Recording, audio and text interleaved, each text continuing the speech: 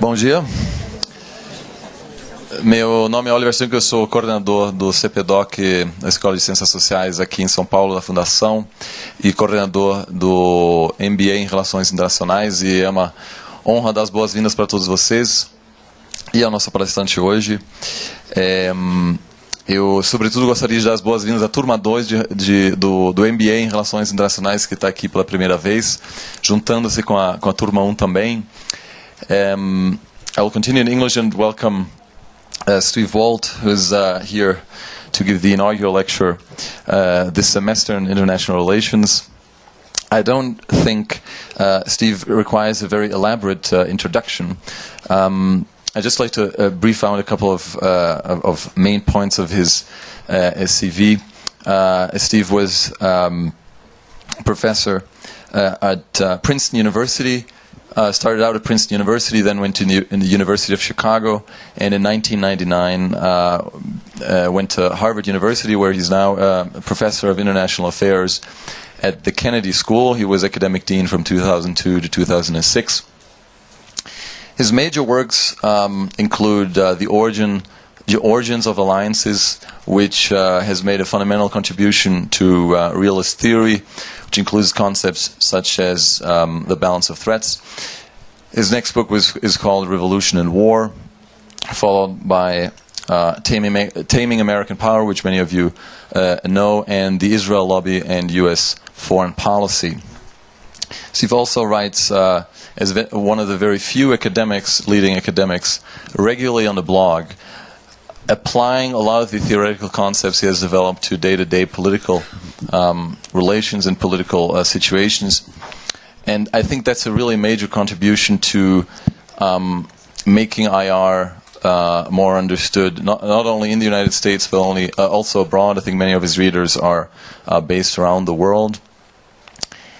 And principally what I think is important to point out that, and you can, I think, see that in many of the blog posts and books Steve has written over the past years. I think in the introduction of The Origins of Alliances, he says, I realized there was a fundamental contradiction of the way academics thought about the question of alliances and policymakers thought about the question of alliances, and I wanted to align these two issues. So I think that sort of points out that intellectuals in the field of international relations have a fundamental role to play in the concept, in the context of making policy, and also in helping deepen the debate, the public debate on international relations. One very minor note. Steve will speak for about 45 minutes, and we'll actually collect the questions in written form. There's 3 people who will collect them. Thiago in the back, Camila over there, and I think Swelling. There we go. So 3 people will be running around collecting questions, and then we'll sort of try to consolidate them, and then we have a Q&A session at the end where we can engage in the debate. So one more time, welcome to the new class of the Executive Education International Affairs, which is in the first 3 rows. So we're very excited to have you here, and the floor is all yours. Thank you.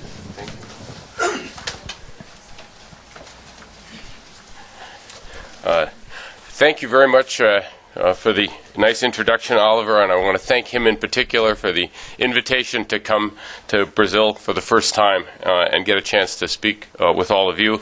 And I want to thank all of you, obviously, for coming to listen to me today. I want to talk about the American position in the world today, and in particular about the ways that other states are trying to deal with the United States and what it does in international politics. This is a set of ideas that I first laid out in the book, Taming American Power, and so part of what I'm going to do today is try and update those ideas and apply them to some of the things that are happening in the world right now. I also want to talk a little bit about how the United States has reacted to the events of the past 20 years or so, and in particular whether or not we've learned anything from some of the mistakes we may have made. And I'm going to argue that we actually haven't learned very much. You do see some adjustments. The election of Barack Obama in 2008 was very much an adjustment to some mistakes that had been made. But his election did not produce as great a change as many of us expected and many of us hoped for. And in fact, the debate we have seen in the last several weeks about Syria suggests that some of the same tendencies, some of the same problems you see in the past are still operating today. And I want to try and explain a little bit about why I think that's the case. Let me start by saying just a little bit about the American position in the world and how others tend to see the United States now. As you all know, the end of the Cold War left the United States in a remarkable position, a position that no other country had been in for hundreds of years.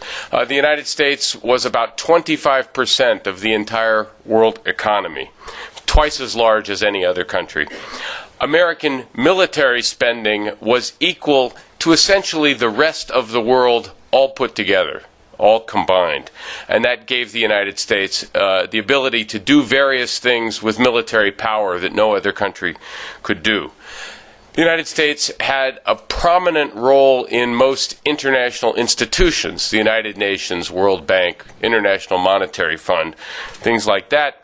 And American media, American cultural industries like Hollywood movies cast a very large shadow over the rest of the world.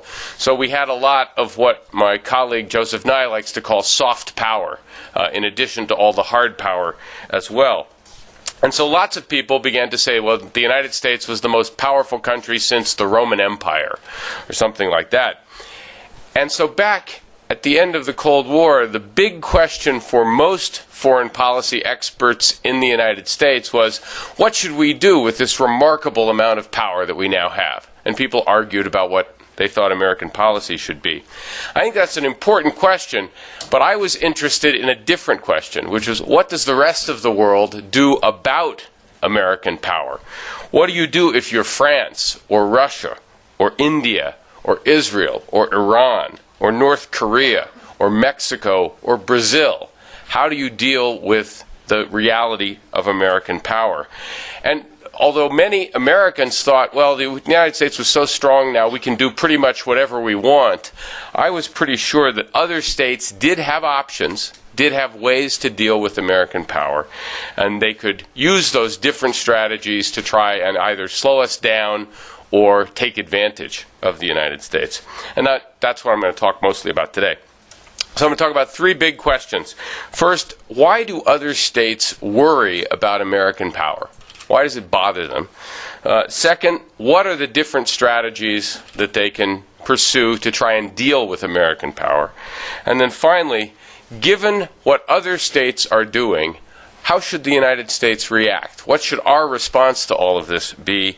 And in particular, I want to say a little bit about why I don't think we've responded very intelligently to some of those reactions.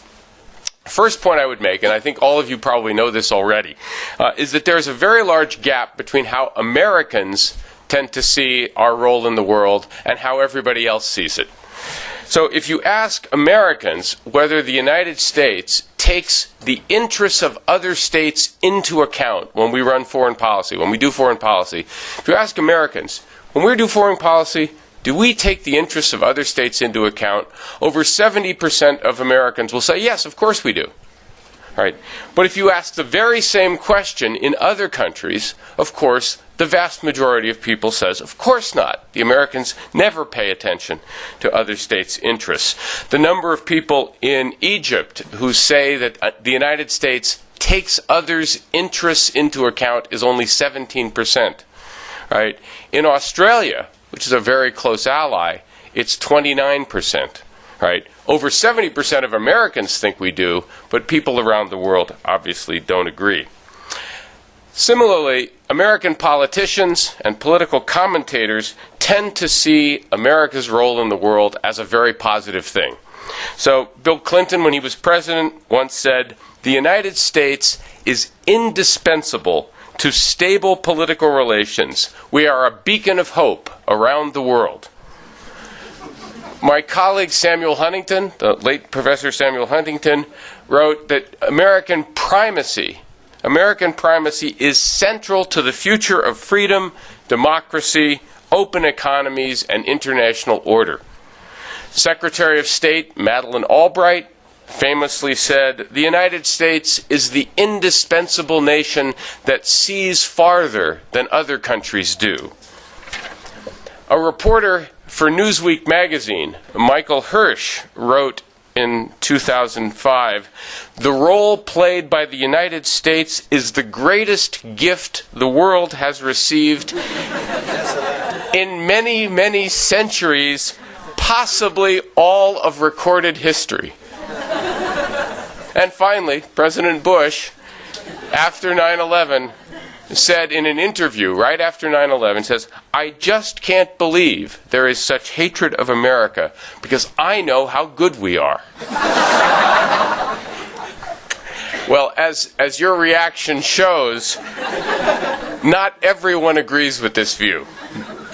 Now, to be clear, the United States does have many supporters, many defenders around the world, and many governments have close relations with the United States, even if their populations are somewhat more skeptical. And it's true that if you look, again, at surveys, the number of people with a favorable opinion of the United States has gone up and down very dramatically over the past 20 years. Went very sharply down under President Bush, went back up under President Obama, except in the Middle East, where in fact our image is worse now than it was in 2008, according to public opinion surveys. Well, why is this the case? Why is there this big gap between how we see our role in the world and how most other people see it? Well, first of all, it's just the reality of American power. People worry about what the United States might do because the United States is so strong. And they can't be sure that we won't use that power in ways that might harm them. Other states also know that there are always conflicts of interest in world politics. There are always going to be disagreements.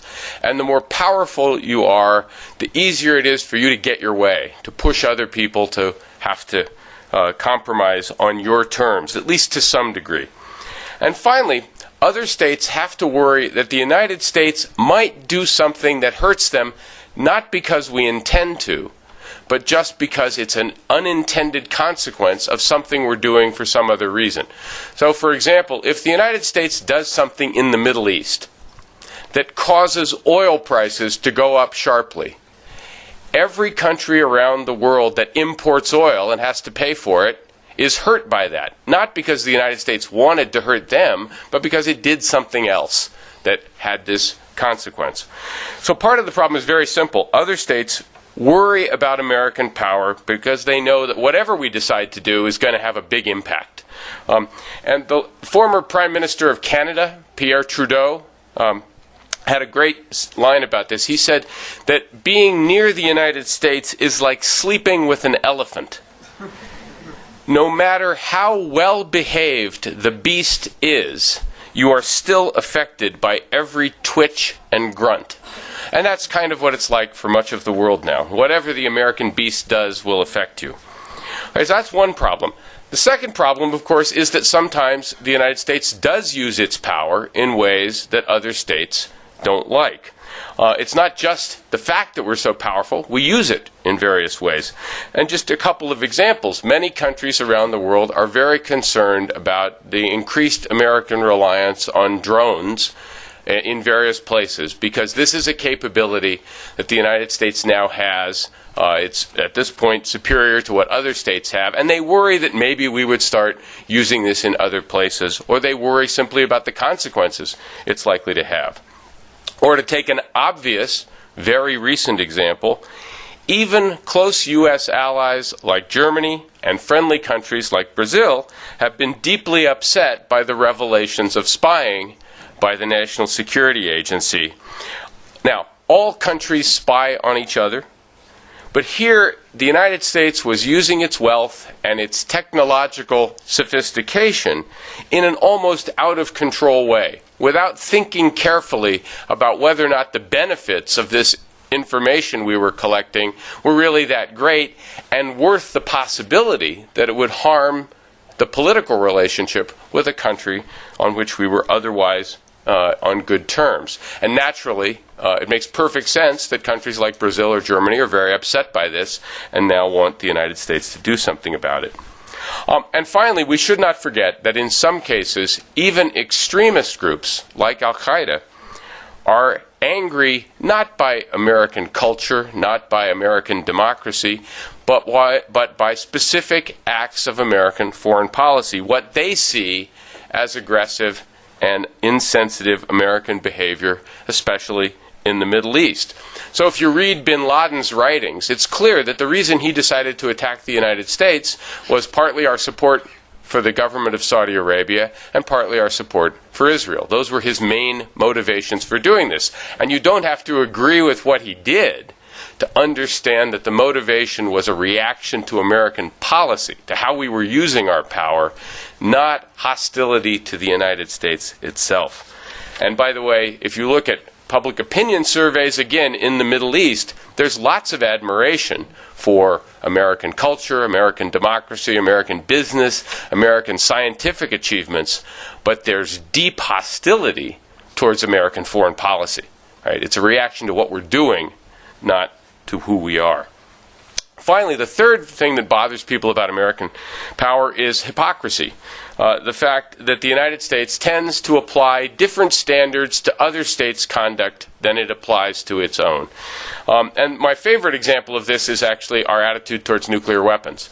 The United States is strongly opposed to any other countries getting nuclear weapons, and we put enormous pressure on other countries not to do this, including, say in the case of Iran, putting economic sanctions and threatening them with the use of military force. But the United States also has over 3,000 nuclear weapons ready to use at any time, and thousands more in reserve. This is why the former head of the International Atomic Energy Agency, Mohammed al-Baradei, once said that the United States is like someone with a cigarette in its mouth, loudly telling everyone else in the room not to smoke. We also say that we're committed to human rights, we're committed to the rule of law, we're quick to condemn any other countries that we think are violating human rights standards, but then, of course, it's discovered that the United States was torturing people, was giving them up to other countries where people are tortured, or that we were conducting targeted assassinations of suspected terrorists and, unfortunately, killing innocent civilians at the same time. This sort of behavior looks extremely hypocritical to other countries and generates further resentment. Now again, the United States is not the only country in the world that acts hypocritically, that says one thing and does another. But given how powerful and how prominent the United States is, it's a greater problem for us, and it generates more problems with others. So that's why there's a problem. The question is now, what other states can actually do about it? And I want to break down or divide the two ways states can respond into sort of two categories.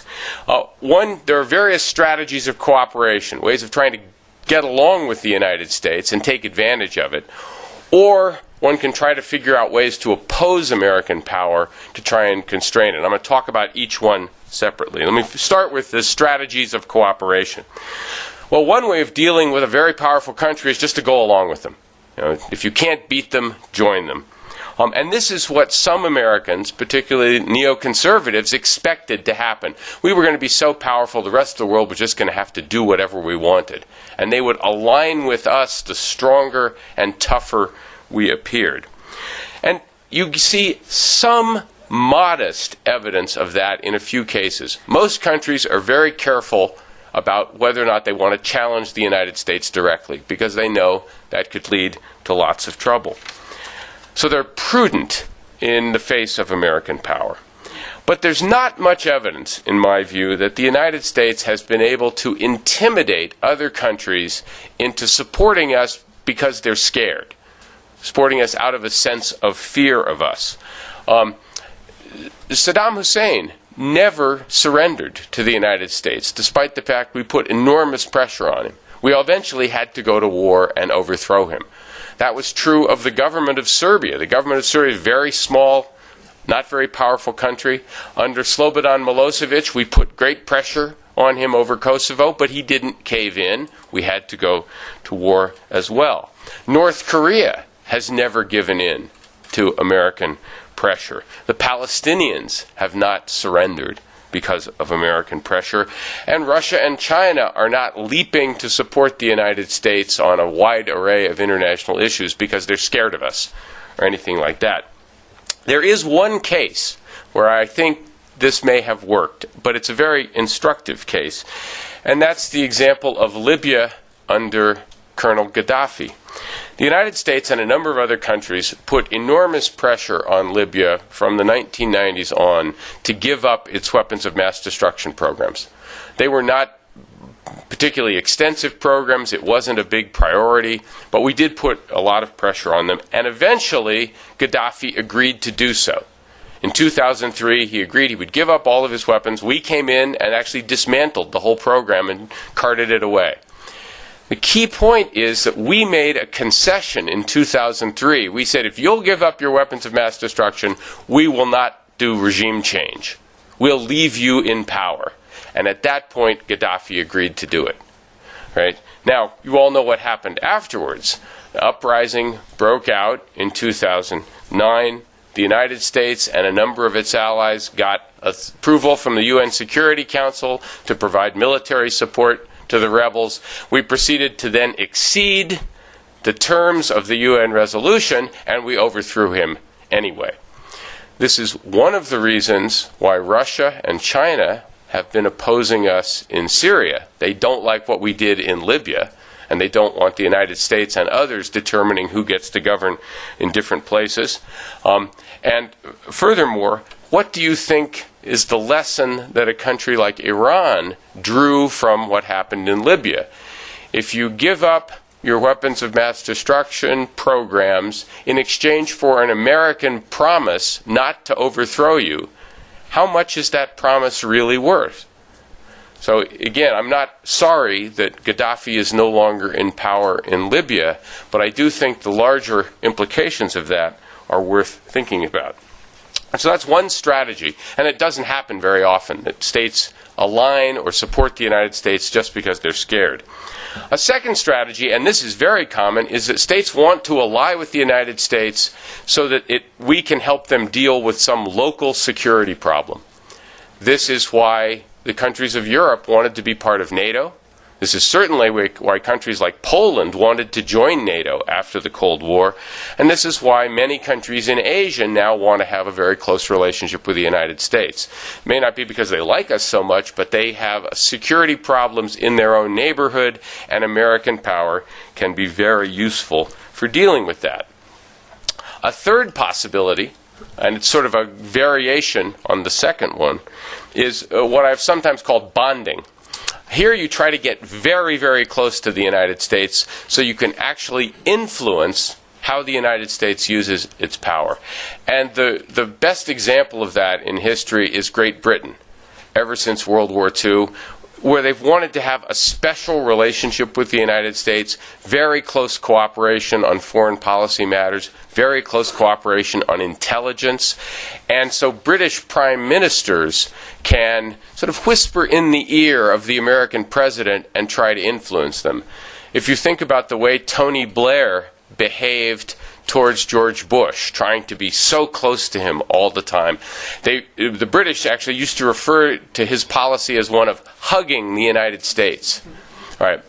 But notice there's a risk there, and it's a risk that Blair illustrates. Sometimes if you get so close to the United States, you will pay a political price at home if the population at home doesn't support what you're doing, or, as it is in the case of Iraq, if the policy doesn't turn out very well. And Blair, I think, is one example. The former Prime Minister of Spain is another. Prime Minister Aznar also got very close to the United States before the Iraq War and eventually lost the next election. And then one final way of dealing with American power by cooperating with us is to try and manipulate American domestic politics. The United States has a wide open political system. It's very easy for foreign governments to talk to people in Capitol Hill, talk to people in Congress, talk to the U.S. government, organize interest groups or lobbies to try and shape what American policy is. And we're unusually vulnerable to this because of the nature of our democracy. The best example of this, of course, is Israel, where supporters of Israel in the United States have enormous impact on our Middle East policy and try to maintain a special relationship between the United States and Israel. I wrote a whole book about that. But that's not the only example. There are many other cases of similar lobbies having a similar effect. For example, our policy towards Cuba has been driven for 50 years by the political activities of Cuban Americans who are opposed to the Castro regime as well. So penetration is another way that governments can try to manipulate American power, but basically by cooperating with us in one way or another. I want to talk now about the alternative. What do states do if they want to try and oppose American power and make it harder for the United States to operate in the international system? Well, if you read traditional balance of power theory in international relations, it would tell you, well, we should see a big alliance forming. If the United States is so powerful, other states can join forces together to try and contain us or balance it. And what's interesting is that really hasn't been happening since the end of the Cold War. We don't see all of the other major powers getting together to form an anti-American alliance. And I think the main reason is because the United States has not been territorially ambitious. We're not trying to conquer Europe or conquer countries in Asia or conquer countries really in very many parts of the world, so most states don't feel a direct threat from the United States. Not enough to provoke a counter-alliance. But there are lots of examples of states cooperating to try and make things harder for the United States. For example, Russian support for Iraq and Serbia during the 1990s, their support for Syria today is an example of balancing. During the Iraq War, Iran and Syria were both providing support to the insurgents that we were fighting against in Iraq as a way of making it harder for the United States to win there. Iran is now the principal supporter of the Assad regime in Syria, again, making it more difficult for the United States to operate there. So you do see some obvious examples of states balancing against American power. An even more interesting possibility is what I have called soft balancing. It's not really forming an alliance against the United States, but it is coordinating diplomacy so that it's harder for the United States to do what it wants. And the perfect example of this is what happened in the Security Council just before the Iraq War. The United States wanted to get a United Nations Security Council resolution authorizing us to use force against Saddam Hussein. France, Russia, and Germany all cooperated with each other to oppose this in the Security Council, and because they were united against the United States, a number of other smaller countries could go along with them as well. The United States couldn't even get a majority in the Security Council, in part because these three other countries who were opposed to our going to war joined forces against us. I think you saw something of that, by the way, in the G20 meetings a couple of weeks ago, where the United States wanted to get a final statement authorizing action against Syria, and we couldn't get a majority there either. So it's a form of balancing, but at the diplomatic level, again, designed to make it more difficult for the United States. Now, one final thing, just to think a little bit about maybe the future, and ask whether or not possibilities for balancing may increase if countries like China continue to grow in power, become more influential. What this is going to mean, if it does happen, is that other countries will start to have options for alignment that they don't have today. So, for example, if China becomes more powerful, I think many countries in Asia will want to be close to the United States because they're worried about China. But countries in other parts of the world, including the Western Hemisphere, may want to cultivate a close relationship with China as a way of reminding the United States that they have some options too. And maybe they won't want to form a formal alliance against the United States, but they might want to remind the United States so we pay a little bit more attention to their interests to keep them from moving as close to China. My point being simply that other options may start to emerge if the balance of power in the world changes. So that's one broad form of opposition. A second response, and you see lots of this, is what I would call asymmetric strategies. Weak states who want to compete with the United States but don't want to compete with American power directly. They don't want to try and challenge the United States at the things we're good at, so they look for a way of challenging us differently. One way to think about this is if I had to compete with Tiger Woods, the first thing I would say is, okay, anything but golf. Right? We're not going to play golf. We can play tennis. We can, maybe have an IR theory quiz. That'd be good. Because I think I'd do much better at that than he would. So terrorism is a classic asymmetric response. Weaker actors don't try to take on American power directly. You attack vulnerable targets in a particular society. Counterinsurgency is all about attacking things that aren't protected. Developing weapons of mass destruction is a way for weak countries to deal with American power, make it hard for the United States to use its conventional military superiority as well. And the main purpose of these responses is not to attack the United States, not to alter the global balance of power. It's simply to make it more difficult for the United States to operate and to increase the costs of doing so. And I would argue this has been very successful, right? The United States now, I think, has learned that conquering other countries, occupying them, and trying to run them, as we tried to do in Iraq and as we have tried to do in Afghanistan, simply doesn't work very well.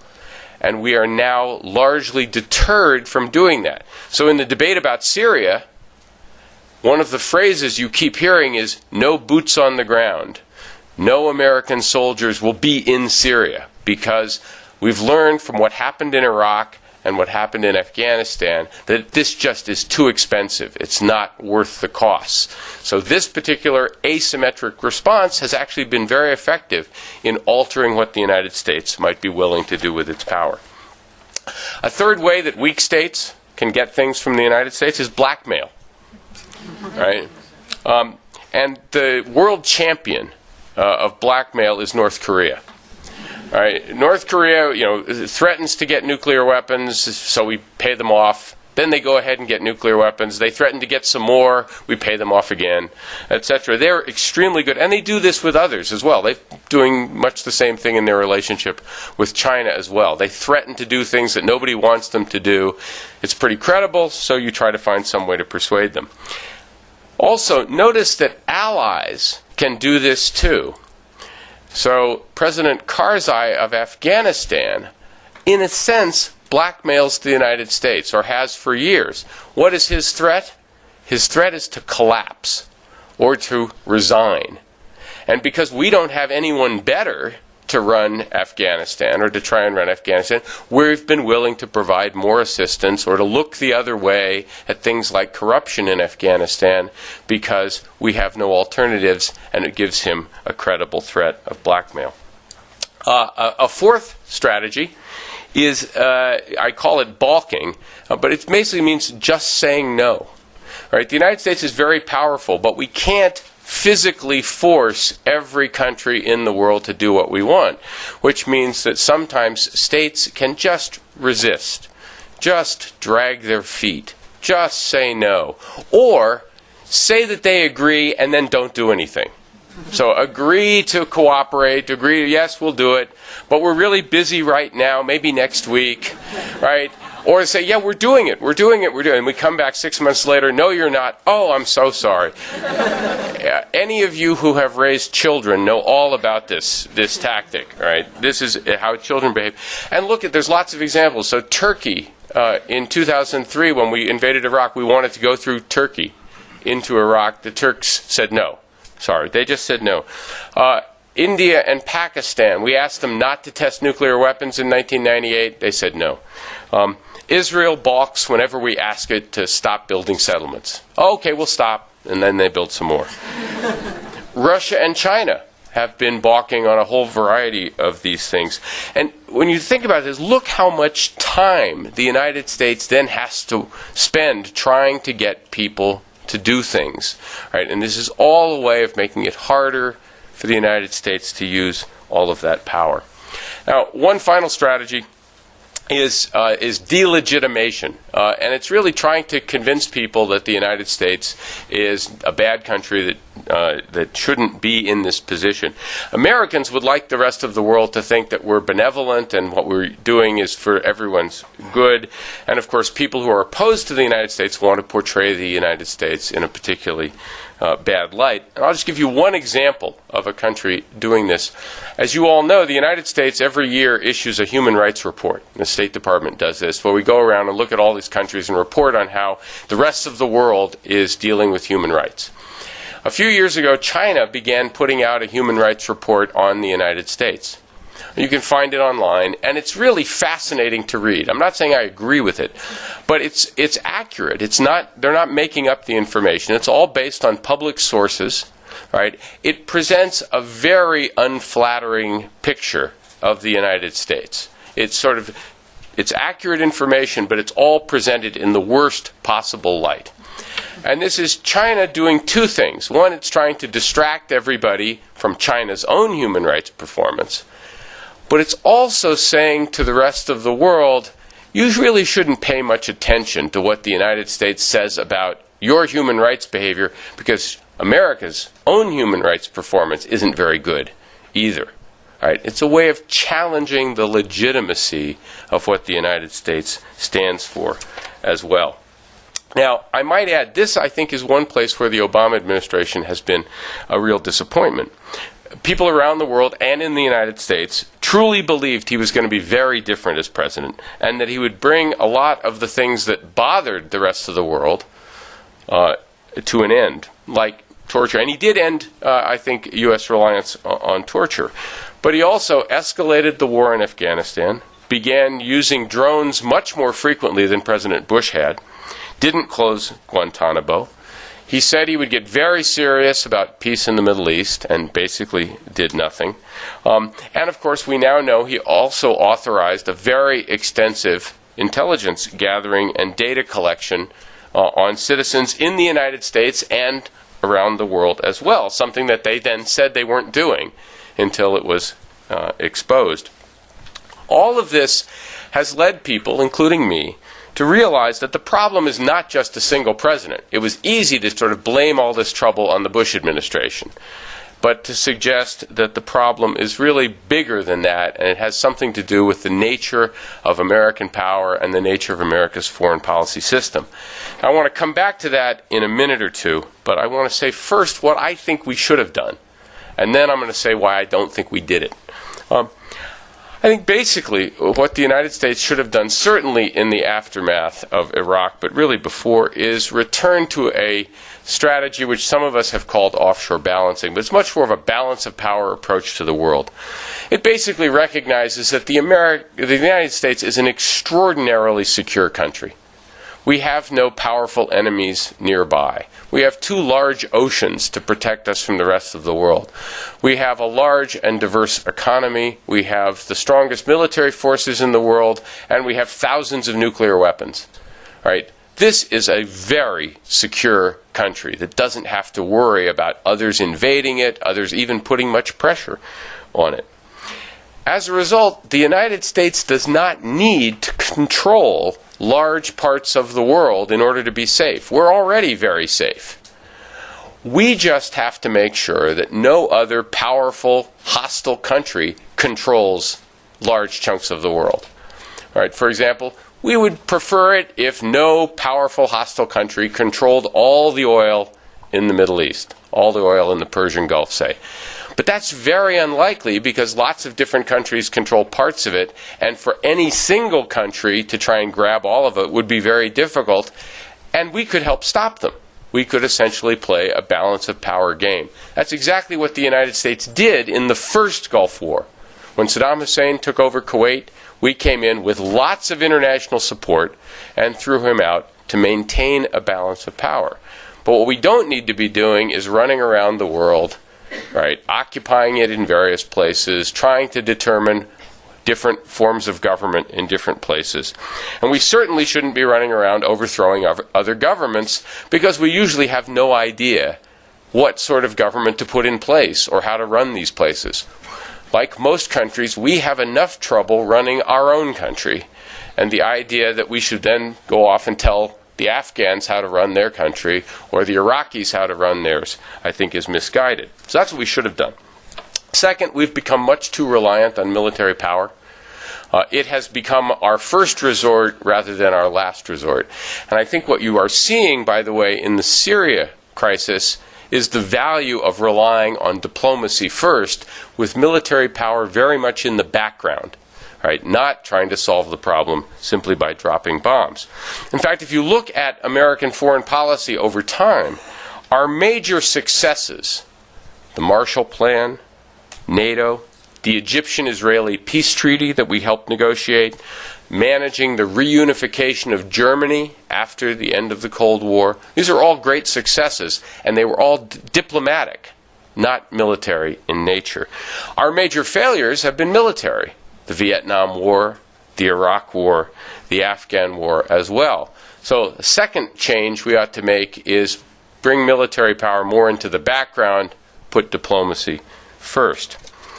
Second, we do not do a very good job in the United States of explaining our policy to the rest of the world. Now, it helps to have a better policy. Right? You can't fool people into thinking you have the right policy when you don't. But we actually don't spend as much on public diplomacy today as we did back in the 1960s.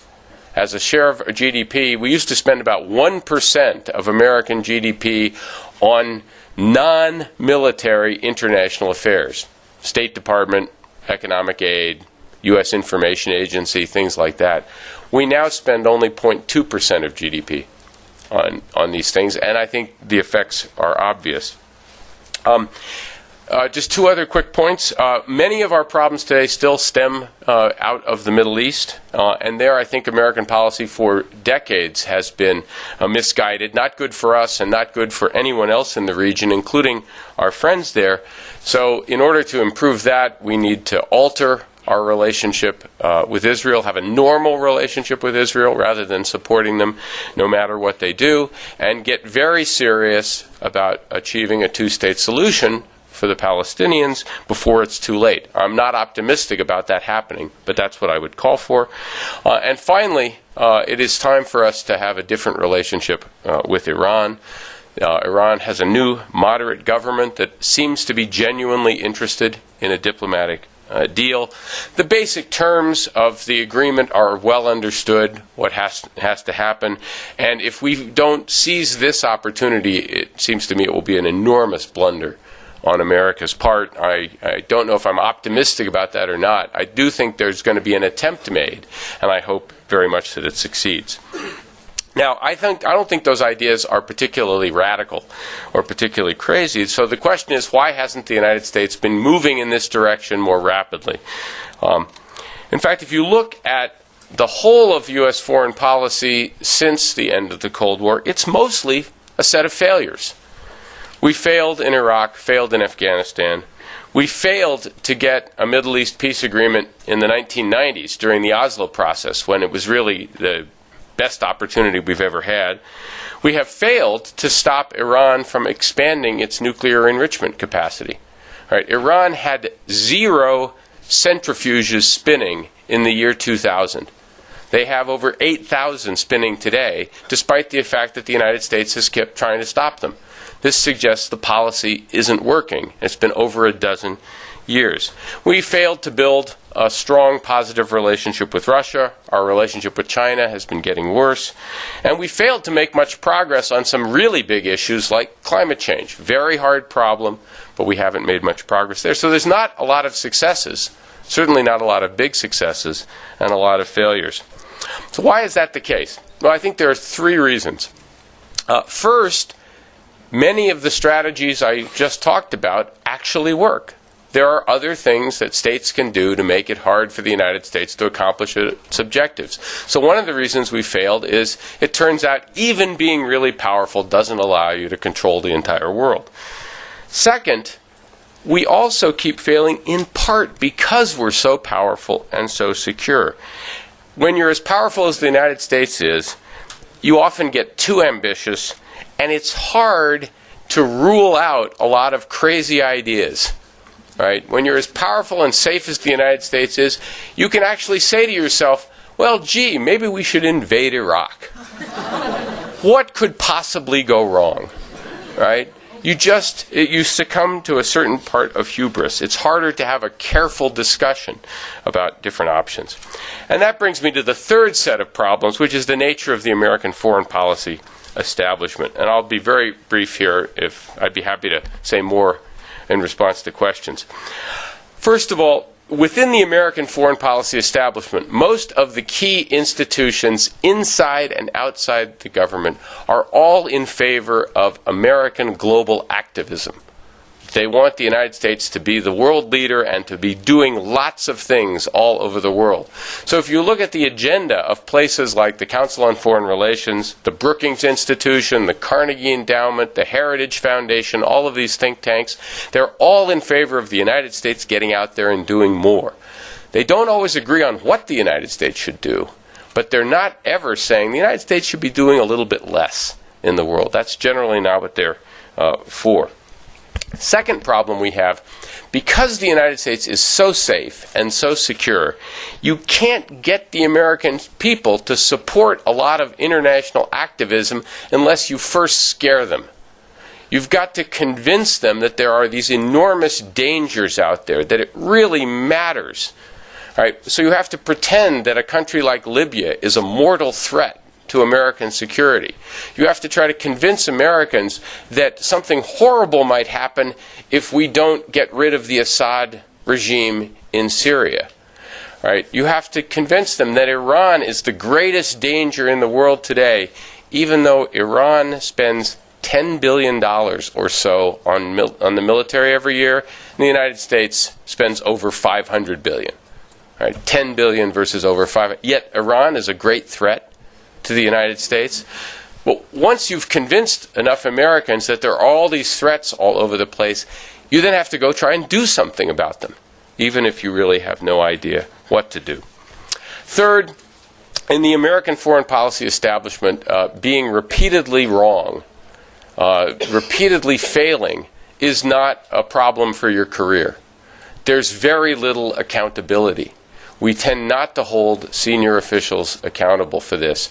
So just to give you one example, almost all of the senior officials in the Obama administration, with the exception of President Obama himself, were active and vocal supporters of invading Iraq in 2003. All right? There's hardly anybody in his administration who was an active opponent. All right? So being right about Iraq, right, no one got rewarded for that, but nobody got punished for being wrong about it either. And lots of people, of course, were wrong. And there's lots of other examples that I could mention as well. Fourth problem, we keep too many secrets in the United States. There's far too much government secrecy here, so the American people frequently don't actually know what the United States is doing in many parts of the world. And this has two problems. If you don't know what the government is doing, it's hard to know or evaluate whether or not what we're doing is working or not. Does using drones in Pakistan and Yemen and a number of other countries actually make the United States safer? If you don't know exactly what we're attacking and how often, it's very hard to think that through and come up with a firm answer. Also, if you don't know all of the things that the United States may be doing, it's hard to understand why other countries might be angry at us. They may know what we're doing because it's happening in their country, but if people back in the United States don't know, they won't understand. They'll think that that country just hates us, without realizing that, in fact, that country is reacting to actions we're taking, but actions that are not widely known. And then finally, we have a system of diplomacy that's not particularly efficient. We're the only major country where 30% of the ambassadors around the world that we appoint are actually not diplomats. They are people who just gave a lot of money to the presidential campaign. 30% of our ambassadors are political appointees, largely because they had supported whoever is president. And also, in the American system, whenever there's a new president that comes in, we don't just replace a few people at the top, say the cabinet secretaries. We actually replace hundreds of people all the way down who get appointed by whoever the new president is, and this takes months and sometimes years. So the United States is trying to run its foreign policy without all the right people in place, and often with people who've never had these jobs before and have to learn what they're doing. This would not be a problem if we had very modest objectives, if we weren't trying to do very much. But of course that's not the case. We have a very ambitious foreign policy, and yet we're doing it with a foreign policy system that is not particularly efficient. So let me close by asking you to sort of think back. Some of you may remember this. 13 years, some of you may have been too young, but to the 2000 presidential election, right? And this was Al Gore running against George Bush, and in the second debate of that presidential election, which was about foreign policy, George Bush said, "Other nations will be attracted to America if we are strong but humble." He said, "They will be repelled if we act in an arrogant fashion." Now, he was absolutely right, and of course his presidency proved it. Obama, in my view, has done better, in part because he clearly has a greater appreciation for the sensitivities of other countries. But even President Obama, a very different president, has acted in ways that have reawoken these concerns about American power. In the past, when the United States has been responding to open aggression, whether in Kosovo or Afghanistan or in the first Gulf War or in response to 9/11, we have had most of the world with us. We've had lots of international support. When we've been slow to use force, very patient, and relied primarily on diplomacy, we've also had the world's backing for the most part. But when we have been arrogant, when we've been eager to throw our weight around, eager to tell everybody else what to do, then the rest of the world naturally looks for ways to try and keep American power in check. That was true under President Bush. It has been true, I believe, under President Obama. And it will be true in the future unless the American people begin to recognize that reality and begin to act in ways that make others more inclined to welcome American power and less interested in trying to tame it. Thank you very much, and I look forward to your questions.